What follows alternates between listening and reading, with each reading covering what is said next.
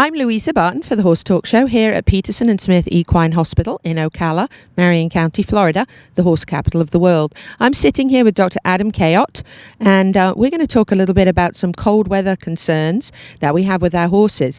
Tom said to me, where else can you have 4 seasons in a week? And we had 4 seasons last week. We had leaves falling, we had 80-degree weather, then we had absolutely freezing cold, and we had rain. So we really had a combination of all of those, and that's not easy on a horse. They can't adjust as fast, and especially if they're living outdoors and the temperature's dramatically changing, maybe they're not drinking as much, things change. So I'm going to talk to Dr. Adam .cayot now about the things that he sees that concern him the most with horses when we have this change in weather so rapidly. Right. Well, typically the main thing we see in a huge fluctuation of warm to cold weather is that horses don't drink. They just stop. They don't drink. And why don't they drink? Well, I think that part of the reason they don't drink is it's not as hot, so they aren't expending, they aren't sweating, they aren't being, their body's not telling them they need to drink as much. The other thing is, I think on some horses are kind of prima donnas, some of them. So the water gets cold. They don't want to stick their nose in the water, especially when they're used to a Florida kind of thing where the water's never really cold. So that discourages them from drinking. Then on top of that, typically in the winter, horse owners are feeding more hay, more dry forage. The grass has less moisture in it. Everything leads to them not intaking as much moisture.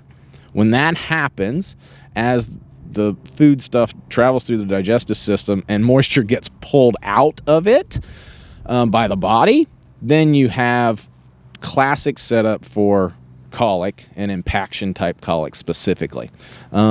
It's classic. I see it all the time. I'm actually dealing with a patient currently that I looked at last night. Same thing. So what I tell people is if depending on what kind of hay you feed, that's great. Even in the winter months, you may want to just wet it down, even if you haven't before. Try to avoid, if you can, just throwing a big round bale of hay out. That's free choice.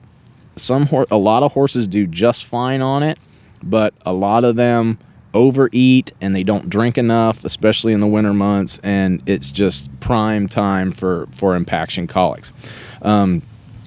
Comment there on the hay. Something that I've been doing for years and it seems to work is if you buy the compressed bale of alfalfa, especially if you do feed alfalfa, the compressed bale, they really have to work hard to get. It's like a block. I mean, it's you could knock someone out on it, and if it really is hard to get it, so they have to eat it slowly. So if you want them to have something out there and they can have alfalfa, that slow feed block is, or the slow feed bags also work, the hay bags, if you don't want them to eat too much, and then you can hose that down. Right. That's a very good point. If they can eat smaller, take smaller bites and they're not gorging, number one, it takes them longer, so they get through they eat less during the day because it takes them longer, as opposed to your typical round bale where they can just basically bury their head into it and never come up for air.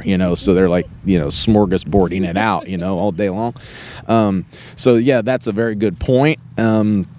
And the other thing I tell people to do is if they don't have a salt lick available, to have a salt lick available, because if they're licking on the salt, that will encourage them to drink afterwards, and try to get as much fluids in them as you can.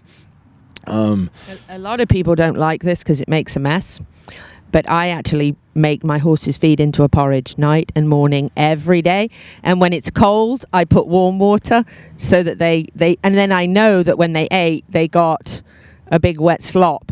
And then I also add a pinch of salt in their feed night and morning when it gets cold as well. So there's a couple things that I've tried. They seem to be working, so that's good. Right, absolutely. Any of those things that encourage them to intake more water is the name of the game.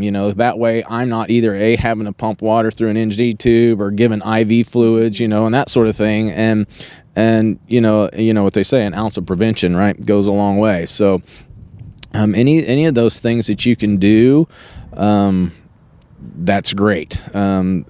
So I would encourage horse owners to be aware of that, think of that, and think of these guys that are especially living down here when it can be 80 degrees and then 2 days later it's 29 degrees. It really is. It's kind of difficult on them, and I think horse owners need to be cognizant of that and not just think, oh, they're fine kind of deal. So just be aware of everything that you can do as far as that goes. Yes, I know. I speak to people who say to me, oh, it's going to be terribly cold tonight. I'm doubling up on the hay.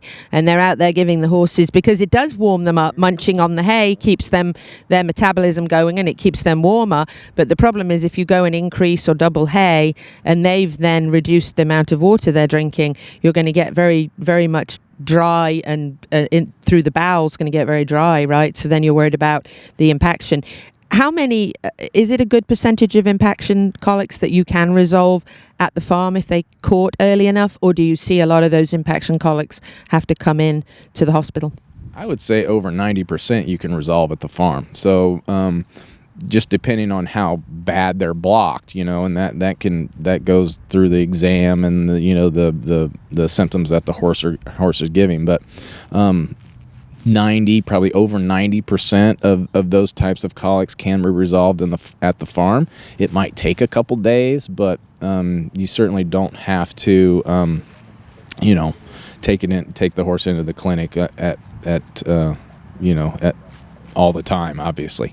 I'm dealing with this one. I looked at it yesterday. I'm going to look at it today, and I expect this horse to fully recover. It's just going to take a little while. So that's the that's the nuts and bolts of the whole thing. But some things to look out for with an impaction colic. Obviously the horse could be rolling around, thrashing around, trying to get comfortable. Anything else that you might note to indicate that that's coming on, so you can catch it quick and get the vet quick? Right. Well, the main thing is they may be, depending on their pain level, but most impactions are not. They don't show that severe of a pain response. They might just be laying down more. They might just curl their lip, just show mild signs of discomfort. Just kind of, I always say, well, it's kind of like, if a person can't use the bathroom, and you just kind of feel bleh, you don't feel great. That's kind of the way they are. They aren't really painful. They're just kind of bleh, and you might think, well, they aren't eating. They might be kind of depressed, that sort of thing. So that's your typical sign. It's not necessarily the violent pawing down. The thrashing may be more a gas colic, perhaps. An impaction might be more sedate, but a little more depressed. And like you said, that curling lip is a sign of discomfort for sure. Yep, absolutely. So, those are all things to be aware of. And I don't mean to change the subject, but you talking about them eating the hay and keeping warm, that's another thing that people don't see very often down here and when they do, it can be rather alarming, is horses, when they do get cold, they shiver, right? They'll shiver and shake. And I've over my 18 years, almost 19 years, I've had people call, he's standing there shaking. Well, he's shaking because he's cold. He's just there, the horse is shivering, and they will do that. So be aware, think of that. Even though we're in Florida, if it gets down to 29 degrees, the horses we have down here don't have the coats that they have in Minnesota. Right. You don't see that up there because they have coats to keep, their hair keeps them warm. And that's especially happens if it happens to rain and they get wet and then it gets chilly. Like today would be a day that would happen if it rained on them, and then they're going to start shaking. So if you see that, think, oh, it's kind of chilly, and particularly the horse is wet, that's them shivering. So try to warm them up, put a blanket on, and try to do that. And if you can, provide a shelter in the field if your horses are turned out. That's what I do for my old boys, so they have somewhere they can get under. Got to wrap this one up with Dr.Cayot here at Peterson and Smith Equine Hospital. I'm Louisa Barton for the Horse Talk Show.